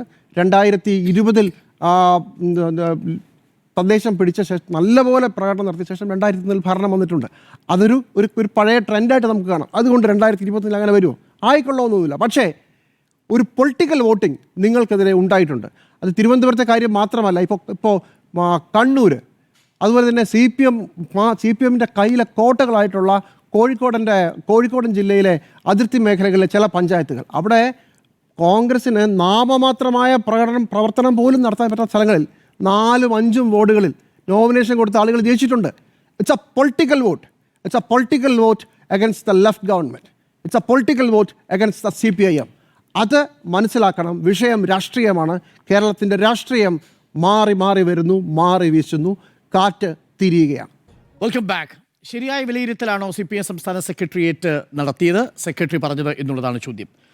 അതിൽ സമ്മിശ്രമായിട്ടാണ് എൻ്റെ വികാരം. കാര്യം അത് പൂർണ്ണമായും ശരിയല്ല എന്നുള്ളതാണ്. കാരണം അതിൽ 2-3 കാര്യങ്ങളുണ്ട്. ഒന്ന്, കോർപ്പറേഷനിൽ കോൺഗ്രസ് BJPക്ക് വോട്ട് മറിച്ചു കൊടുത്തു എന്ന് പറയുന്നതിനെ സാധൂകരിക്കാൻ കണക്കുകൾ മാത്രം പോരാ, അതിനുള്ള തെളിവുകൾ വേണം. പക്ഷേ നിലവിൽ നമ്മുടെ മുൻപിൽ തെളിവുകളില്ല. 2020 അപേക്ഷിച്ച് 2025 കോൺഗ്രസ് നില മെച്ചപ്പെടുത്തി എന്നുള്ളതാണ് എൻ്റെ ടേക്ക്. എന്നാൽ ഭരണവിരുദ്ധ വികാരമുണ്ട് എന്നൊരു വിലയിരുത്തലുണ്ടോ എന്ന് ചോദിച്ചാൽ ഭരണവിരുദ്ധ വികാരമില്ല. അത് 2026 നിയമസഭാ തെരഞ്ഞെടുപ്പിൽ വീണ്ടും LDF സർക്കാർ അധികാരത്തിൽ വരാനുള്ള സാധ്യതയുണ്ടെന്നാണ് സെക്രട്ടറി പറഞ്ഞത്. അത് ഏറെക്കുറെ ശരിയാണ് രാഷ്ട്രീയമായി എന്നുള്ളതാണ് എൻ്റെ വിലയിരുത്തൽ. അതുകൊണ്ടാണ് ഞാനിത് പറഞ്ഞത്. ഏതെങ്കിലും തരത്തിൽ BJP കോൺഗ്രസ് ബാന്ധവം നമുക്ക് പറയാൻ കഴിയില്ല. വളരെ നന്നായി തന്നെ അത് ശക്തമായി പെർഫോം ചെയ്തിട്ടുണ്ട്. ശരിയാണ്, 41 ഇടങ്ങളിൽ 3-ാം സ്ഥാനത്താണ്, 25 ഇടങ്ങളിൽ 1000-ൽ താഴെയാണ്. പക്ഷേ 2020 വളരെ ദുർബലമായിരുന്നു കോൺഗ്രസിൻ്റെ സംഘടന മികവ്. ഓർമ്മിക്കണം, 2015 40 സീറ്റ് ഉണ്ടായിരുന്ന കോൺഗ്രസ് ആണ് ഇപ്പോഴും ഏറ്റവും നല്ല പെർഫോമൻസ് നടത്തുമ്പോഴും കേവലം 19 സീറ്റുകളിലേക്ക് എത്തി നിൽക്കുന്നത്. ശരി, എനിക്ക് 2 കാര്യങ്ങളാണ് പ്രേക്ഷകരോട് പറയാനുള്ളത്. ഒന്ന്, ഇതൊരു ഭരണവിരുദ്ധ വികാരമാണോ? 2, സ്വർണ്ണക്കൊള്ളയാണോ യഥാർത്ഥത്തിൽ ഈ തെരഞ്ഞെടുപ്പിൻ്റെ വിധിയെ നിശ്ചയിച്ചിരിക്കുന്നത്? അങ്ങനെ പറയാൻ കഴിയില്ല എന്നതാണ്. ഞാൻ സ്വർണ്ണക്കൊള്ളയിൽ തുടങ്ങാം. സ്വർണ്ണക്കൊള്ള ഈ തെരഞ്ഞെടുപ്പിൽ ഏതെങ്കിലും തരത്തിൽ ജനവിധിയെ പൂർണ്ണമായിട്ടും നിയന്ത്രിച്ചിരുന്നുവെങ്കിൽ ഇതാകുമായിരുന്നു റിസൾട്ട്. ഇതാണ് ഇന്ന് CPM സംസ്ഥാന സെക്രട്ടറി ചോദിച്ചത്. ആ ചോദ്യം ശരിയല്ലേ? അതിന് ഒരു കാരണമായി അദ്ദേഹം പറയുന്നത്, വളരെ ലോജിക്കലായി തോന്നുന്ന ഒരു കാരണം, നോക്കൂ, വിശ്വാസ സമൂഹത്തിൻ്റെ മുഴുവൻ വോട്ടും ഇത്തവണ LDFന് കിട്ടിയില്ലെങ്കിൽ എവിടേക്കാണ് LDF പരാജയപ്പെടാൻ സാധ്യതയുള്ളത്? അവിടെ ആരായിരിക്കും അതിനുള്ള നേട്ടം കൊയ്യേണ്ടത്? സ്വാഭാവികമായും BJP വലിയ രീതിയിൽ UDFനോടൊപ്പം തന്നെ ഒരു വലിയ വിഷയമായിട്ട് ഉയർത്തിക്കൊണ്ടുവന്നു. എന്നാൽ BJPക്ക് സ്വർണ്ണക്കൊള്ളയുമായി ബന്ധപ്പെട്ടുകൊണ്ട് നടത്തിയ ക്യാമ്പയിൻ കാര്യമായി ഗുണം ചെയ്തിട്ടില്ല എന്നുള്ളതാണ് നമ്മുടെ മുന്നിലുള്ളത്. ആദ്യം വന്ന വലിയ പ്രചരണം എന്ന് പറയുന്നത് BJP എന്തോ ഒരു വലിയ സ്വാധീന ശക്തിയായി കേരളത്തിൽ മാറിക്കഴിഞ്ഞിരിക്കുന്നു. കോർപ്പറേഷന് പുറത്തു പോയാൽ, തിരുവനന്തപുരം കോർപ്പറേഷന് പുറത്തു പോയാൽ തിരുവനന്തപുരം ജില്ലയിലും മറ്റെല്ലാ ഇടങ്ങളിലും ഇടയ്ക്ക് സാന്നിധ്യം അറിയിച്ചിട്ടുണ്ടെന്നല്ലാതെ കാര്യമായ വോട്ട് വർധന ഉണ്ടാക്കിയിട്ടില്ല എന്നുള്ളതാണ് ഇപ്പോൾ വരുന്ന കണക്കുകൾ നമ്മളോട് പറയുന്നത്. പ്രാഥമികമായി ഇന്ന് പുറത്തു വരുന്ന ചില മാധ്യമങ്ങൾ റിപ്പോർട്ട് ചെയ്തിരിക്കുന്നതും പ്രാഥമികമെന്ന കണക്കനുസരിച്ച് നോക്കിയാൽ 1% മുതൽ 1.5% വരെ, പരമാവധി 2% മാത്രമാണ് വർധനമുണ്ടാക്കാൻ സാധ്യതയുള്ളത് എന്നാണ് നമ്മൾ മനസ്സിലാക്കുന്നത്. പരമാവധിയാണ് കേട്ടോ. പക്ഷേ അത് 2024 ലോക്സഭാ തെരഞ്ഞെടുപ്പിനെ അപേക്ഷിച്ച് വളരെ കുറവാണ് എന്ന് നമുക്ക് കാണാൻ സാധിക്കും. എന്ന് പറഞ്ഞാൽ 2024 ലോക്സഭാ തെരഞ്ഞെടുപ്പിൽ BJPക്ക് കിട്ടിയ മേൽക്കൈ പോലും ഈ തദ്ദേശ സ്ഥാപന തെരഞ്ഞെടുപ്പിൽ നിലനിർത്താൻ BJPക്ക് കഴിഞ്ഞിട്ടില്ല. അത് 1. 2, സ്വർണ്ണക്കൊള്ള വിഷയമാകണമെങ്കിൽ ഇന്ന് സെക്രട്ടറി പറയുന്നത് പോലെ ക്ഷേത്ര നഗരങ്ങളെ സംബന്ധിച്ചിടങ്ങളിൽ ആരായിരിക്കും അധികാരത്തിലെത്തുക? തീർച്ചയായിട്ടും അവിടെ LDFനെ തൂത്തുകളയണമല്ലോ. ഉദാഹരണത്തിന് നമുക്ക് നോക്കാം, ഗുരുവായൂർ, തൃശ്ശൂരിൽ മാത്രം നമ്മൾ 5 മുനിസിപ്പാലിറ്റി എടുത്തു നോക്കൂ. അതിൽ ഗുരുവായൂരാണെങ്കിലും കൊടുങ്ങല്ലൂരാണെങ്കിലും വടക്കാഞ്ചേരി ആണെങ്കിലും ചാവക്കാടാണെങ്കിലും ഇവിടെയെല്ലാം 1-ാം സ്ഥാനത്ത് നിൽക്കുന്നത് LDF ആണ്. ഗുരുവായൂരിൽ ആകെയുള്ള 46 വാർഡുകളിൽ 27 വാർഡും LDFനാണ്. സ്വർണ്ണക്കൊള്ള വിഷയമായതുകൊണ്ടാണോ? അവിടെ BJP 3-ാം സ്ഥാനത്താണ്. കൊടുങ്ങല്ലൂരിൽ 46-ൽ 23 LDF ആണ്. അവിടെ 19 സീറ്റുകൾ മാത്രമാണ് കൊടുങ്ങല്ലൂർ മുനിസിപ്പാലിറ്റിയിൽ BJPക്ക് കിട്ടിയത്. അവിടെ 1-ാം സ്ഥാനത്ത് നിൽക്കുന്നത് LDF ആണ്. സ്വർണ്ണക്കൊള്ള വിഷയമായാൽ കൊടുങ്ങല്ലൂരിൽ ഇങ്ങനെയാണോ സംഭവിക്കേണ്ടത്? ഗുരുവായൂരിൽ ഇങ്ങനെയാണോ സംഭവിക്കേണ്ടത്? ഇനി വലിയ രീതിയിൽ കരുവന്നൂർ അടക്കമുള്ള വിഷയങ്ങൾ ഭരണവിരുദ്ധ വികാരം ആഞ്ഞടിച്ചു എന്ന് നമ്മൾ പറയുമ്പോൾ വടക്കാഞ്ചേരിയിൽ 42-ൽ 22 LDFനാണ്, 1-ാം സ്ഥാനത്ത് നിൽക്കുകയാണ്. കുന്നംകുളത്ത് 1-ാം സ്ഥാനമാണ്. തൃശ്ശൂരിലുള്ള 7 ഇടങ്ങളിൽ 5 മുനിസിപ്പാലിറ്റികളും ഒപ്പം നിൽക്കുന്നത് LDFനോടൊപ്പമാണ്. തൃശ്ശൂരിൽ കാര്യമായ ഇൻഡോർസ് ഉണ്ടാക്കാൻ BJPക്ക് സാധിച്ചിട്ടില്ല എന്നുള്ളതാണ് കണക്കുകൾ നമ്മളോട് പറയുന്നത്. 11 നിയമസഭ മണ്ഡലം. 11 നിയമസഭ മണ്ഡലം 2 ഉള്ളൂ UDFന്. അപ്പോൾ അതെങ്ങനെയാണ് സ്വർണ്ണക്കൊള്ള വലിയ രീതിയിൽ കേരളമാകെ ഒരു തരംഗമായി അലയടിച്ചു എന്ന് പറയാൻ കഴിയുക? അങ്ങനെ പറയാൻ കഴിയില്ല എന്നതാണ്. സ്വർണ്ണക്കൊള്ള ഈ തെരഞ്ഞെടുപ്പിനെ സ്വാധീനിച്ചിട്ടുണ്ടാവാം, പക്ഷേ അത് ഈ തെരഞ്ഞെടുപ്പിനെ പൂർണ്ണമായും ഹൈജാക്ക് ചെയ്ത രാഷ്ട്രീയ വിഷയമല്ല. അതാണ് എൻ്റെ ടേക്ക്. അതുകൊണ്ട് എന്നാൽ സ്വർണ്ണക്കൊള്ളയുമായി ബന്ധപ്പെട്ട പാർട്ടി എടുത്ത നിലപാട് ശരിയാണോ? അത് പാർട്ടി പുനഃപരിശോധിക്കുമോ? TP രാമകൃഷ്ണൻ ഇന്ന് രാവിലെ പറഞ്ഞത് നിലപാട് അന്തിമ നിലപാടല്ല എടുത്തിരിക്കുന്നത്, അത് വരട്ടെ പരിശോധിക്കാമെന്നാണ്. പക്ഷേ ഇന്ന് CPM സംസ്ഥാന സെക്രട്ടറി തള്ളിക്കളയുന്നുണ്ട്. ഒരുപക്ഷേ കൂടുതൽ തെളിവുകൾ വരുന്നത് വരെ കാത്തിരിക്കലാവാം. ഒരു ഭാഗത്ത് പാരടിപ്പാട്ടുമായിട്ട് UDF ഇറങ്ങുകയും ചെയ്തിട്ടുണ്ട്. അത് അങ്ങനെ ഒരു പ്രചരണം ഒരു ഭാഗത്ത് മുന്നോട്ട് പോകുന്നു. നോക്കൂ, ലോക്സഭാ തെരഞ്ഞെടുപ്പിനെ അപേക്ഷിച്ച് തദ്ദേശ തെരഞ്ഞെടുപ്പിൽ LDFന് ക്ഷീണമാണോ ഉണ്ടാവുന്നത്, LDFന് നേട്ടമാണോ ഉണ്ടാവുന്നത്? ലോക്സഭാ തെരഞ്ഞെടുപ്പ് വന്നപ്പോൾ പറഞ്ഞു അത് ഭരണവിരുദ്ധ വികാരമാണ് എന്നാണ് കോൺഗ്രസ് നേതാക്കൾ പറഞ്ഞത്. ഇത് ശക്തമായ ഭരണവിരുദ്ധ വികാരത്തിൻ്റെ കാറ്റടിച്ചിരിക്കുന്നു, അതുകൊണ്ട് ഈ സർക്കാരിന് ഭരണത്തിൽ തുടരാൻ കഴിയില്ല. അന്നും ഉപയോഗിച്ചു കേട്ടേക്ക സർക്കാരാണ് എന്ന് പറഞ്ഞു. അന്ന് ലോക്സഭാ തെരഞ്ഞെടുപ്പിൽ 19 നിയമസഭാ സീറ്റുകൾ മാത്രമാണ് LDFന് നേടാൻ സാധിച്ചത്. ഇന്നിപ്പോൾ അത് പ്രാഥമികമായി നമുക്ക് ലഭിച്ച കണക്കിൻ്റെ അടിസ്ഥാനത്തിൽ സീറ്റുകളുടെ മാത്രം അടിസ്ഥാനത്തിൽ നമ്മൾ നോക്കിയാൽ പോലും അത് 58-59 വരും. ഇപ്പോൾ തളിപ്പറമ്പിലെ ആന്തൂരും ഇന്നിപ്പോൾ മലപ്പട്ടവും കൂടി കൂട്ടിച്ചേർത്താൽ അത് 59 ആയിട്ട് മാറും. എന്ന് പറഞ്ഞു കഴിഞ്ഞാൽ കഴിഞ്ഞ തവണ ലോക്സഭാ തെരഞ്ഞെടുപ്പിന് കിട്ടിയ 19 നിയമസഭാ മണ്ഡലങ്ങളെക്കാൾ 59 നിയമസഭാ മണ്ഡലങ്ങളേക്ക് വർദ്ധിപ്പിക്കുമ്പോൾ ഭരണവിരുദ്ധ വികാരം കുറഞ്ഞു എന്നാണോ മനസ്സിലാക്കേണ്ടത്? ഞാൻ പറയുന്നത് കോൺഗ്രസ് നേതാക്കളുടെ പ്രതികരണത്തിൽ നിന്നാണ് ഇത് വായിച്ചെടുക്കേണ്ടത്. 2024 ഭരണവിരുദ്ധ വികാരമുള്ളപ്പോൾ 19 സീറ്റ് കിട്ടുകയും 2025 ഭരണവിരുദ്ധ വികാരം കൂടുതലാകുമ്പോൾ 19 താഴെ പോകേണ്ടതിന് പകരം 59 വളരുകയും ചെയ്ത ഭരണവിരുദ്ധ വികാരം കുറഞ്ഞെന്നാണോ കൂടിയെന്നാണോ മനസ്സിലാക്കേണ്ടത്? അത് രണ്ടാമത്തെ ലോജിക്കലായ ചോദ്യം. ഇനി മൂന്നാമത്തെ ഒരു കാര്യം കൂടി ഞാൻ പറയാം. ഇത് മൊത്തത്തിലുള്ള കണക്കുകൾ പരിശോധിക്കുമ്പോൾ പ്രാഥമികമായി ലഭിക്കുന്ന കണക്കനുസരിച്ച് കൊല്ലം ജില്ലയുടെ ഒരു കണക്ക് എനിക്ക് ലഭിച്ചിട്ടുണ്ട്. കൊല്ലം ജില്ലയുടെ ഒരു കണക്ക് പ്രകാരം വോട്ട് ഷെയറിൻ്റെ അടിസ്ഥാനത്തിൽ വിലയിരുത്തി നോക്കിയാൽ പോലും കൊല്ലത്ത് വലിയ ഇടിവ് കോർപ്പറേഷനിലടക്കം LDFന് സംഭവിച്ചിട്ടുണ്ട്. അവിടെ BJP കോർപ്പറേഷനിൽ സാന്നിധ്യമായി വന്നിട്ടുണ്ട്. പക്ഷേ വലിയ വോട്ട് പെർസെൻറ്റേജ് ഉണ്ടാക്കാൻ സാധിച്ചിട്ടില്ല. കൊല്ലത്തുള്ള മൊത്തം നിയമസഭാ മണ്ഡലങ്ങൾ 11 നിയമസഭാ മണ്ഡലങ്ങൾ നമ്മൾ എടുത്തു നോക്കിയാൽ LDFന് പുനലൂർ, ചടയമംഗലം, കൊല്ലം, ഇരവിപുരം, കുന്നത്തൂർ, ചാത്തന്നൂർ, കൊട്ടാരക്കര, കുണ്ടറ തുടങ്ങി 8 അസംബ്ലി മണ്ഡലങ്ങളിൽ തദ്ദേശ തെരഞ്ഞെടുപ്പിൽ ലീഡുണ്ട്. 8 അസംബ്ലി മണ്ഡലങ്ങളിൽ തദ്ദേശ തെരഞ്ഞെടുപ്പിൽ ലീഡുണ്ട്. എന്നാൽ അതേസമയം കരുനാഗപ്പള്ളി, ചവറ, പത്തനാപുരം എന്നീ 3 മണ്ഡലങ്ങളിലാണ് ഇപ്പോൾ UDFന് ലീഡുള്ളതായിട്ട് കാണുന്നത് തദ്ദേശ തെരഞ്ഞെടുപ്പിൻ്റെ അടിസ്ഥാനത്തിൽ. കൊല്ലം ജില്ലയിൽ 11 നിയമസഭാ മണ്ഡലങ്ങളിൽ 8 LDFനാണ് ലീഡ്. തദ്ദേശ തെരഞ്ഞെടുപ്പിൻ്റെ വോട്ടിൻ്റെ അടിസ്ഥാനത്തിലാണ് കേട്ടോ, വോട്ട് പെർസെൻറ്റേജിൻ്റെ അടിസ്ഥാനത്തിലാണ്. അതിൽ ചെറിയ ഭൂരിപക്ഷമല്ല പലയിടങ്ങളിലും. ഇപ്പോൾ പുനലൂരിൽ 5234, ചടയമംഗലത്ത് 5432, കൊല്ലത്ത് 9234, കുന്നത്തൂര് 13057, അവിടെ UDF 15498, കൊട്ടാരക്കരയിൽ 12841. ഇതാണ് കണക്ക്. ഇത് ഞാൻ കൊല്ലം ഒരു സാമ്പിളായിട്ട് എടുത്തു എന്ന് മാത്രം. ഇതിൽ സീറ്റിൻ്റെ അടിസ്ഥാനത്തിലല്ല, വോട്ട് വിഹിതത്തിൻ്റെ അടിസ്ഥാനത്തിൽ കൊല്ലത്ത് മാത്രം ഏറ്റവും ഒടുവിൽ വന്നിരിക്കുന്ന കണക്കാണ് ഞാൻ ഈ പറയുന്നത്. ഞാൻ ഈ ചർച്ചയ്ക്ക് കയറുന്ന സമയത്താണ് ആ കണക്കുകൾ ക്രോഡീകരിച്ചു വന്നിരിക്കുന്നത്. ഈ കണക്കുകളൊക്കെ ഇനി വരാൻ പോവുകയാണ്. ജില്ലാ പഞ്ചായത്തിൻ്റെ അടിസ്ഥാനത്തിൽ കിട്ടിയ വോട്ട് വിഹിതം, ഓരോ ഡിവിഷനുകളിലും കിട്ടിയ വോട്ട് വിഹിതം നോക്കി വന്നാൽ കാര്യമായ ഒരു വലിയ മാറ്റം, അല്ലെങ്കിൽ ഈ 100 സീറ്റ് 85 സീറ്റ് എന്ന നിലയിലേക്ക് പോകാനുള്ള സാധ്യതയില്ല. ഞാൻ മനസ്സിലാക്കുന്നത് ഇപ്പോൾ 7 ജില്ലാ പഞ്ചായത്തുകൾ LDFനോടൊപ്പമുണ്ട്, 7 ജില്ലാ പഞ്ചായത്തുകൾ UDFനോടൊപ്പമുണ്ട് എന്നുള്ളതാണ്. പൊളിറ്റിക്കൽ വോട്ടിംഗ് ആണ് നടന്നിരിക്കുന്നതെങ്കിൽ 10 വർഷത്തെ ഭരണത്തിന് ശേഷവും ബലാബലം എന്ന നിൽപ്പിൽ LDFും UDFും നിൽക്കുന്നുവെന്നാണ് മനസ്സിലാക്കുന്നത്. അപ്പോഴും സീറ്റ് പെർസെൻറ്റേജിൻ്റെ അടിസ്ഥാനത്തിൽ 70-72 വോട്ടുകൾ വരെ LDF നേടിയേക്കാം, 68 മുതൽ 70 സീറ്റുകൾ വരെ UDFും നേടിയേക്കാം എന്ന മട്ടിലേക്കാണ് ഈ തദ്ദേശ തിരഞ്ഞെടുപ്പിൻ്റെ ജില്ലാ പഞ്ചായത്തിന്റെ ടാലിയിൽ വരാൻ സാധ്യതയുള്ളത്. ഞാൻ കൊല്ലത്തിൽ മാത്രമേ എൻ്റെ കയ്യിൽ കണക്കുള്ളൂ. തിരുവനന്തപുരത്തിൻ്റെ കണക്ക് വരുന്നു. പക്ഷേ തിരുവനന്തപുരത്ത് LDFനാണ് നേട്ടം UDFനേക്കാൾ. ജില്ലാ പഞ്ചായത്തിൽ കോർപ്പറേഷൻ മാത്രമാണ് LDFന് അവിടെ തളർച്ച സംഭവിച്ചത്. ജില്ലാ പഞ്ചായത്തിൽ ഇന്നലെ ഞാൻ പറഞ്ഞു 4 മുനിസിപ്പാലിറ്റികളിലും വ്യക്തമായ മുൻതൂക്കത്തോടുകൂടി, പ്രത്യേകിച്ച് പഞ്ചായത്ത് അടിസ്ഥാനത്തിൽ 10ഉം UDF 2ഉം NDA 2ഉം അതാണ് അത്രയും വലിയ ഒരു മേൽക്കൈ തിരുവനന്തപുരം, കൊല്ലം ജില്ലകളിൽ ഉണ്ടാക്കാൻ സാധിച്ചു. അപ്പോൾ തിരുവനന്തപുരം, കൊല്ലം ജില്ലയിലെ 2 എക്സാമ്പിളുകൾ ഉണ്ടെങ്കിൽ, പക്ഷേ തിരുവനന്തപുരം ജില്ലാ പഞ്ചായത്ത് UDF നില മെച്ചപ്പെടുത്തിയല്ല, അവിടെ LDFനാണ് ശക്തി, LDFനാണ് മുൻതൂക്കം. ഭരണവിരുദ്ധ വികാരം ആഞ്ഞടിച്ചിട്ടുണ്ടെങ്കിൽ എങ്ങനെയാണ് തിരുവനന്തപുരം ജില്ലയിൽ ശക്തമായ മേധാവിത്വം LDFന് കിട്ടുക? കൊല്ലത്ത് 11-ൽ 8 നിയമസഭാ മണ്ഡലങ്ങളിലും ഭൂരിപക്ഷം എങ്ങനെയാണ് കിട്ടുക? ഇതേ ഉള്ളൂ എൻ്റെ ചോദ്യം. എൻ്റെ കയ്യിൽ കിട്ടിയ കണക്കനുസരിച്ചാണ് ഈ പറയുന്നത്. തൃശ്ശൂരിലേക്ക് വന്നാലും കറക്റ്റാണ്. തൃശ്ശൂരിലെ കണക്കുണ്ട്. 7-ൽ 5 മുനിസിപ്പാലിറ്റി ഇരിക്കുന്നത് LDFന്റെ കയ്യിലാണ്.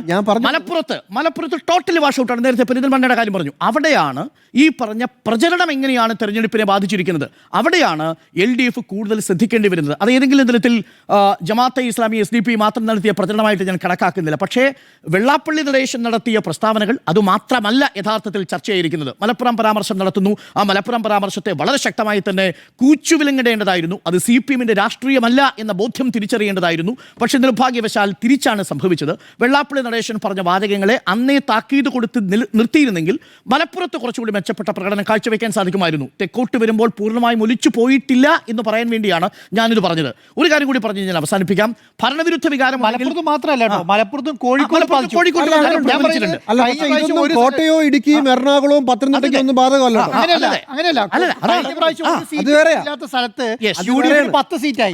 ഇത് ഞാൻ പറഞ്ഞത് കോട്ടയത്ത് ഇടുക്കി എവിടെയാ ജമാഅത്തെ ഇസ്ലാമി? ഈ പ്രതികരണം ഏറ്റത് ഏറ്റവും കൂടുതൽ ആഘാതം ഏറ്റിരിക്കുന്നത് മലപ്പുറത്താണ്. അവിടെ 10 ലക്ഷം വോട്ട് കിട്ടി എന്നൊക്കെ പറയുമ്പോൾ 28 ലക്ഷം വോട്ടുണ്ട്. അതിൽ 18 ലക്ഷം വോട്ട് LDFനോടൊപ്പം ഇല്ല. അത് ചില മണ്ഡലങ്ങളിലെങ്കിലും എല്ലാം തൂത്തുവാരി പോകണം എന്നില്ല. പക്ഷേ ചില മണ്ഡലം, ഇപ്പോൾ പൊന്നാനി പിടിച്ചു, പൊന്നാനി LDF ആണ് അവിടെ പിടിച്ചിരിക്കുന്നത്. പക്ഷേ പലയിടങ്ങളിലും ജില്ലാ പഞ്ചായത്ത് ഡിവിഷനിലേക്ക് സംഭാവന നൽകാൻ പോലും LDF-ന് സാധിക്കാതെ പോയത് ഒരു പൊളിറ്റിക്കൽ വോട്ടിംഗ് ആയതുകൊണ്ടാണ്. ആ പൊളിറ്റിക്കൽ വോട്ടിന് പിന്നിൽ ഒരു ഇടത് ഹിന്ദുത്വ, യഥാർത്ഥത്തിൽ അങ്ങനെ ഒരു പദപ്രയോഗം ഒരു ഓക്സിമറൂണാണ്. നമ്മൾ ചൂട് ഐസ്ക്രീം എന്ന് പറയുന്നത് പോലെ, ഇടതാണെങ്കിൽ നിങ്ങൾക്ക് ഹിന്ദുത്വ ആവാനോ നിങ്ങൾക്കൊരു പൊളിറ്റിക്കൽ മുസ്ലിം ആവാനോ ഒന്നും പറ്റില്ല. ഇടതായിട്ടേ ഇരിക്കത്തുള്ളൂ. ഇടതായാൽ നിങ്ങൾക്ക് കാസയാവാനും പറ്റൂല, ഇടതായാൽ നിങ്ങൾക്ക് RSS ആവാനും പറ്റൂല, ഇടതായാൽ നിങ്ങൾക്കൊരു ജമാഅത്തെ ഇസ്ലാമി ആവാനും പറ്റൂല. ഇടതിൻ്റെതായ രാഷ്ട്രീയമാണ്. ആ ഇടത് രാഷ്ട്രീയം അങ്ങനെ തന്നെ മുന്നോട്ട് കൊണ്ടുപോകേണ്ടതായിരുന്നു. അവിടെ വെള്ളാപ്പള്ളി നടേശന്റെ പ്രസ്താവനകളെ CPM-നുള്ളിൽ നിന്ന് തന്നെ തിരുത്തണമായിരുന്നു എന്നുള്ളതാണ് എൻ്റെ അഭിപ്രായം. അത് ഡാമേജ് ചെയ്തിട്ടുണ്ട്. മലപ്പുറത്ത് ഡാമേജ് ചെയ്തു എന്ന കാര്യം നിസ്സംശയം നമുക്ക് പറയാം. രണ്ടാമത്തെ ഒരു ഡാമേജ് ചെയ്ത കാര്യം PMC പദ്ധതിയുമായി ബന്ധപ്പെട്ട കാര്യങ്ങൾ വലിയ രീതിയിൽ ചർച്ചയാവുകയും PMC പദ്ധതിയിൽ സറണ്ടർ ചെയ്തു എന്ന പ്രതീതി ഉണ്ടാവുകയും ചെയ്തു. ലേബർ കോഡ് അടക്കമുള്ള വിഷയങ്ങൾ പിന്നീട് വരുന്നു. PMC പദ്ധതി ക്യാബിനറ്റിൽ തന്നെ മറച്ചു വയ്ക്കുന്നു. CPI തന്നെ വിശ്വസിപ്പിക്കാൻ കഴിയാത്ത സാഹചര്യം CPM-ന് ഉണ്ടാവുന്നു. അത് വലിയ രീതിയിൽ കേന്ദ്ര സർക്കാരിൻ്റെ പ്രോജക്റ്റ് എന്ന നിലയിൽ സർക്കാർ എല്ലാ സമരങ്ങൾക്കും കീഴടങ്ങിയിരിക്കുന്നു എന്ന മട്ടിൽ അത് അവതരിപ്പിക്കുന്നു. അതേസമയം കോൺഗ്രസ് ഭരിച്ച സംസ്ഥാനങ്ങളിലെല്ലാം ഇതേ PMC പദ്ധതി നടപ്പിലാക്കിയിട്ടുണ്ട് എന്ന വസ്തുത മറച്ചു വെച്ചുകൊണ്ട് സർവശിക്ഷാ അഭിയാൻ ഫണ്ട് തടഞ്ഞുവെച്ചതിനെ പ്രതിരോധിക്കാൻ വേണ്ടിയാണ് എന്ന രീതിയിലൊരു പ്രചരണം നടത്തിയിട്ടുള്ള അതൊന്നും ഏശിയില്ല. മറിച്ച് ഏശിയത് എന്താണ്? മുഖ്യമന്ത്രി പിണറായി വിജയൻ ഇതാ സംസ്ഥാന സർക്കാരിനെ കീഴടക്കിയിരിക്കുന്നു എന്ന മട്ടിലുള്ള പ്രചരണമാണ്. ഒടുവിൽ CPI സമ്മർദ്ദത്തിലും അടങ്ങി CPM തന്നെ തെറ്റിദ്ധരുത്തുന്നു. പക്ഷെ അപ്പോഴേക്കും വളരെ വൈകിപ്പോയി. പ്രചരണം വളരെ ശക്തമായിരുന്നു. മോദി പിണറായി കൂട്ടുകെട്ട് എന്ന മട്ടിൽ കാര്യങ്ങൾ അവതരിപ്പിക്കപ്പെടുന്നു. ഇനി തൃശ്ശൂരിൻ്റെ കാര്യത്തിൽ വന്നാൽ പൂരം ഏതെങ്കിലും തരത്തിൽ ഈ തെരഞ്ഞെടുപ്പിൽ LDF-ന് ദോഷം ചെയ്തിട്ടുണ്ടോ? ഇല്ല എന്നുള്ളതാണ് തൃശ്ശൂരിലെ റിസൾട്ട് നമ്മളോട് പറയുന്നത്. അപ്പോൾ ആ അർത്ഥത്തിൽ നമുക്ക് വിശാലമായ ഒരു കാഴ്ചപ്പാടിലൂടെ നോക്കുമ്പോൾ, ഏറ്റവും ഒടുവിലുള്ള അനാലിസിസിലൂടെ നോക്കുമ്പോൾ LDF-ന്റെ കരുത്ത് പൂർണ്ണമായിട്ടും ചോർന്നു പോയിട്ടില്ല, അടിത്തറ പൂർണ്ണമായിട്ടും തകർന്നിട്ടില്ല. 2026 തെരഞ്ഞെടുപ്പിൽ LDF-ഉം UDF-ഉം ശക്തമായ മത്സരം കാഴ്ചവെക്കും. NDA ചിലയിടങ്ങളിലെങ്കിലും ഒരു സാന്നിധ്യം അറിയിക്കാൻ സാധ്യതയുണ്ട്. പക്ഷേ ശക്തമായ മത്സരം കാഴ്ചവെക്കും. അവിടെ LDF-നെ എഴുതിത്തള്ളാറായിട്ടില്ല എന്ന് തന്നെയാണ് എൻ്റെ പക്ഷം. കാര്യം ഇത് കണക്കുകളിലൂടെ നമ്മൾ വന്നു കഴിഞ്ഞാൽ, ഇനി ഭരണവിരുദ്ധ വികാരം ഏത് വകുപ്പിനെതിരെയാണ്? വളരെ ലളിതമായ ചോദ്യം, ഏത് വകുപ്പിനെതിരെയാണ് ഭരണവിരുദ്ധ വികാരം നമ്മൾ പ്രധാനമായിട്ടും പറയുക? ഈ പാനലിൽ ഇരിക്കുന്ന ആർക്കാണെങ്കിലും പറഞ്ഞാൽ മതി, നമുക്ക് വേണമെങ്കിൽ ഡിബേറ്റ് ചെയ്യാം. ധനവകുപ്പിനെതിരെ നമ്മൾ മുൻകാലങ്ങളിലെ സർക്കാരുമായിട്ട് ബന്ധപ്പെടുത്തി നമുക്കൊരു ഡിബേറ്റ് തയ്യാറാണോ? ആരോഗ്യവകുപ്പ് മുൻകാലങ്ങളിലെ സർക്കാരുമായിട്ടാണ് കേട്ടോ, UDF-ലെ സർക്കാരുമായിട്ടാണ് താരതമ്യം ചെയ്യേണ്ടത്. അങ്ങനെയാണ് ശിവകുമാറിൻ്റെ കാലത്ത് മെഡിക്കൽ കോളേജിൽ ചില മെഷീനുകൾ പ്രവർത്തിക്കാതിരുന്നത് നമ്മൾ കണ്ടതാണ്. കാത്ത് ലാബുകൾ വരാതിരുന്നത് എങ്ങനെയാണെന്ന് നമ്മൾ കണ്ടതാണ്. ആശുപത്രി കെട്ടിടങ്ങളുടെ അവസ്ഥ നമ്മൾ റിപ്പോർട്ട് ചെയ്തതാണ്. ജിമ്മി അടക്കം എന്ന റിപ്പോർട്ട് ഏഷ്യാനെറ്റിൽ ഉണ്ടായിരുന്ന സമയത്ത് എനിക്കിപ്പോഴും ഓർമ്മയുണ്ട്. അവിടെ എങ്ങനെയാണ് മെഡിക്കൽ കോളേജിൻ്റെ പരിതാപകരമായ അവസ്ഥ റിപ്പോർട്ട് ചെയ്യുന്നത് നമ്മൾ നേരിട്ട് ചെയ്തിട്ടുള്ളതാണ്. ഇതെല്ലാം പലയിടങ്ങളിലും. ഇനി ഏത് വകുപ്പ്? വിദ്യാഭ്യാസ വകുപ്പ്. ഓണം നേരത്തെ വന്നുപോയതാണ് കുഴപ്പം, പാഠപുസ്തകങ്ങൾ വിതരണം ചെയ്യാൻ ഇതാണ് കുഴപ്പമെന്ന് പറഞ്ഞ സർക്കാർ LDF സർക്കാരല്ല. ഇത് ഏതു വകുപ്പിനെയാണ് നമ്മൾ ഭരണവിരുദ്ധ വികാരത്തിൻ്റെ പ്രതിക്കൂട്ടിൽ നിർത്താൻ പോകുന്നത്?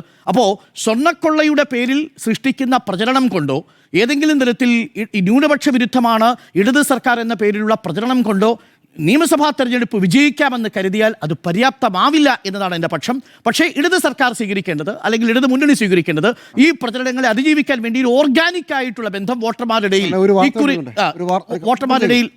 ഇടയിൽ അങ്ങനെ ഒരു ഓർഗാനിക് ആയിട്ടുള്ള ഒരു പ്രചരണം നടത്താൻ എന്തുകൊണ്ട് സാധിക്കാതെ പോയി എന്നുള്ളത് ഇടതുപക്ഷം ആഴത്തിൽ പരിശോധന നടത്തണം, ആത്മപരിശോധന നടത്തണം എന്നുള്ളതാണ്. അപ്പോൾ ശരിയായ വിലയിരുത്തലാണ് എന്നുള്ളതാണ് എൻ്റെയും നിലപാട്.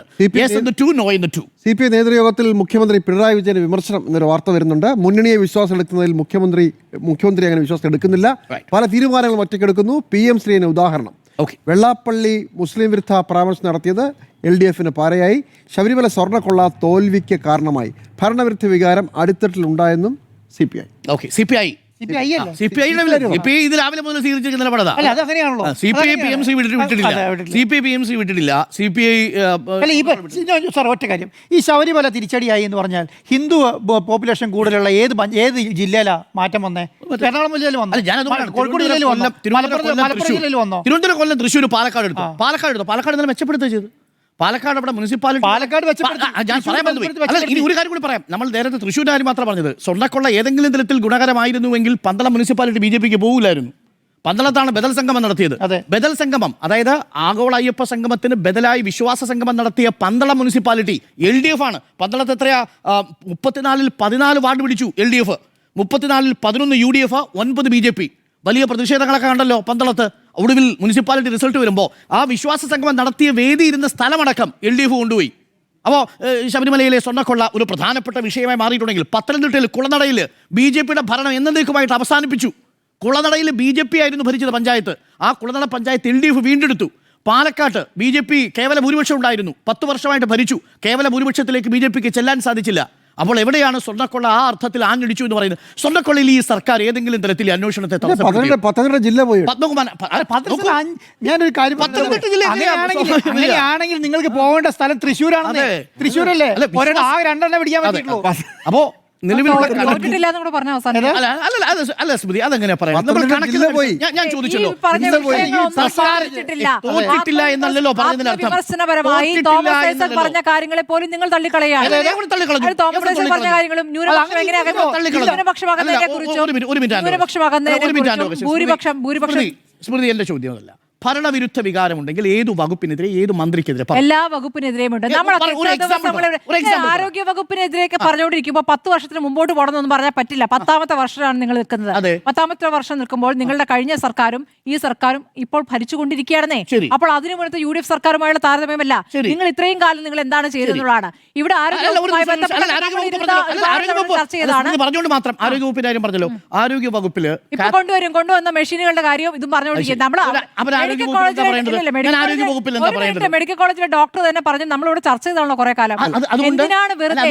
എനിക്ക് ഒന്നാമത്തെ കാര്യം മാധ്യമങ്ങൾ, ഒരു സംഘം മാധ്യമങ്ങൾ ഇവർക്ക് വേണ്ടി പറഞ്ഞുകൊണ്ടേയിരിക്കുന്നു ഈ വായ്ത്താരികൾ. ഇതൊന്നും ആളുകൾക്ക് എത്തിയില്ല എന്നുള്ളതാണല്ലോ ഈ തെരഞ്ഞെടുപ്പ് ഫലം കാണിക്കുന്നത്. നിങ്ങൾ ഇങ്ങനെ പറഞ്ഞ് സാങ്കേതികമായ കുറെ കണക്കുകൾ പറഞ്ഞ് ഇത്രയും മലപ്പുറത്ത് തോറ്റെങ്കിലും മലപ്പുറത്ത് 10 ലക്ഷം വോട്ടുണ്ട് ഞങ്ങൾക്ക് എന്ന് പറഞ്ഞു കഴിഞ്ഞാൽ പൂർത്തിയായെങ്കിൽ അങ്ങനെ ആവട്ടെ. ആ കണക്ക് പറഞ്ഞോളൂ. മലപ്പുറത്ത് നിങ്ങൾ തോറ്റല്ലോ.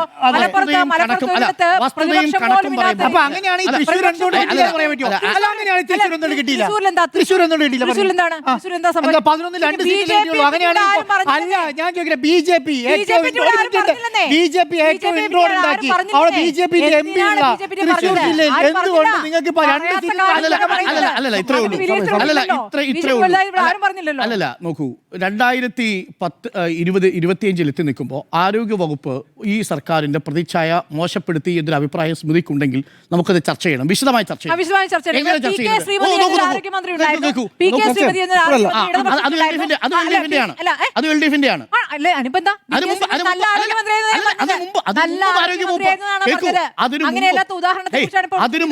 അതിനു മുമ്പും ഒരു ആരോഗ്യ വകുപ്പ് ഇവിടെ ഉണ്ടായിരുന്നു. ആ ആരോഗ്യ വകുപ്പ് മന്ത്രിയുടെ പേര് ശിവകുമാർ എന്നായിരുന്നു. എന്താ താങ്കളുടെ അഭിപ്രായം? അല്ല, ഇത് എന്തിനാണ് ഇങ്ങനെ പറഞ്ഞുകൊണ്ടിരിക്കുന്നത്? നിങ്ങളിപ്പോ 10 കൊല്ലമായിട്ട് ഭരിക്കുമ്പോൾ നിങ്ങളെ കാര്യമാണ് കാര്യങ്ങൾ എടുത്തിട്ട് അത് കൊണ്ടൊന്നും ഇതാണ് അവിടെ കെട്ടിടം വീണപ്പോഴും ആരോഗ്യമന്ത്രി ചെയ്തത്. ഇൻസെൻസിറ്റീവായി പ്രതികരിച്ച് കെട്ടിടം വീണ ഒരു സ്ത്രീ മരിക്കുന്നത് യുഡിഎഫിന്റെ കാലത്ത് കാര്യമല്ലേ ചോദിച്ചുള്ളൂ. യുഡിഎഫിന്റെ കാലത്തെ ആരോഗ്യ വകുപ്പും LDF സർക്കാരിന്റെ കാലത്തെ താരതമ്യം ചെയ്താൽ സ്മൃതി ആരുടെ പക്ഷത്ത് നിൽക്കും? അത്രേ ഉള്ളൂ. ഞാൻ ആരുടെ പക്ഷത്തൊന്നുമില്ല. ഞാൻ ഇപ്പോഴത്തെ വിലയിരുത്തലാണ്. അങ്ങ് പറഞ്ഞ എല്ലാ വകുപ്പും ഗംഭീരമാണ്. എവിടെയാണ്? അതാണോ തദ്ദേശ തെരഞ്ഞെടുപ്പാണോ സർക്കാരിന്റെ വിലയിരുത്തൽ?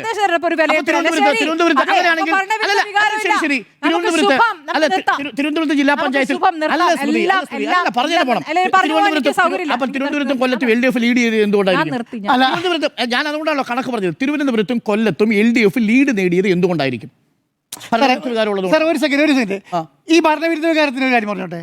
തിരുവനന്തപുരം ജില്ലയിൽ 10 സീറ്റ് 10 നിയമസഭാ മണ്ഡലങ്ങൾ LDFിൻ്റെ ഒപ്പം, 2 നിയമസഭ UDFിൻ്റെ ഒപ്പം. കൊല്ലം ജില്ലയിൽ 8 എണ്ണം LDFിൻ്റെ ഒപ്പം, 4 എണ്ണം UDFിൻ്റെ ഒപ്പം. ആലപ്പുഴ ജില്ലയിൽ 7 എണ്ണം LDFിൻ്റെ ഒപ്പം, 2 എണ്ണം UDFിൻ്റെ ഒപ്പം. തൃശ്ശൂർ ജില്ലയിലേക്ക് വരുമ്പോൾ എന്താണ്? 11 എണ്ണം LDFിൻ്റെ ഒപ്പം, 2 എണ്ണം UDFിൻ്റെ ഒപ്പം. പിന്നെ കണ്ണൂർ ജില്ലയിലേക്ക് വരുമ്പോൾ കംപ്ലീറ്റ് ചെയ്ത കണ്ണൂർ 6 എണ്ണം. പിന്നെന്താണ്? കാസർഗോഡ് 3 എണ്ണം. ഞാൻ ഈ ഒരു കാര്യം ചോദിക്കട്ടെ, ഇത്രയും മാറ്റി ഈ ജില്ലകളിലൊന്നും ഭരണവിരുദ്ധ വന്നില്ലേ? ഈ ജില്ലയിലൊന്നും വന്നില്ല. നിങ്ങൾക്ക് മലപ്പുറവും മലപ്പുറം, കോഴിക്കോട്, എറണാകുളം, ഇടുക്കി അത്ര നിങ്ങൾക്ക് മലപ്പുറം, കോഴിക്കോട്, ഇടുക്കി ഇവര് പറയുന്നത് എന്താ അറിയോ? അവിടെ മാത്രമല്ല ഭരണവിരുദ്ധ വികാരം ഇല്ലാത്ത ജില്ലകൾ, ഭരണവിരുദ്ധ വികാരമുള്ള അങ്ങനൊന്നും ഇല്ല. മതാടിസ്ഥാനത്തിലുള്ള വോട്ടാണ് നടന്നത്. മതാടിസ്ഥാനം എന്ന് പറഞ്ഞാൽ പൊളിറ്റിക്കൽ ആണെന്ന് മനസ്സിലാകാത്ത കാലം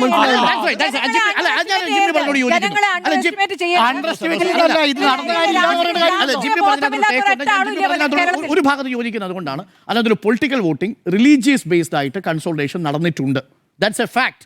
അതെങ്ങനെ നമ്മൾ നിഷേധിക്കാൻ പറ്റും? ഇല്ല കാര്യം ഇല്ല എന്ന് പറഞ്ഞിട്ട് അല്ല, വല്ല കാര്യമുണ്ടോ? കണ്ണടച്ച് ഇരിക്കാവുന്ന- politics ഉണ്ട്. Religious concerns ഒരു politics ഉണ്ട്. പക്ഷേ ആന്റോ അഗസ്റ്റിൻ അത് ജിമ്മി പറഞ്ഞതുപോലെ അതൊരു സാറേ, പൊളിറ്റിക്കലായിട്ട് ആ വോട്ട് ഷിഫ്റ്റ് ചെയ്യപ്പെട്ടിട്ടുണ്ട്.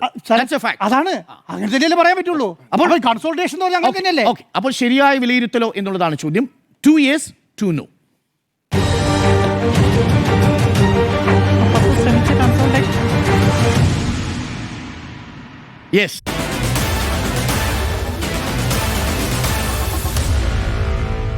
Meet the editors.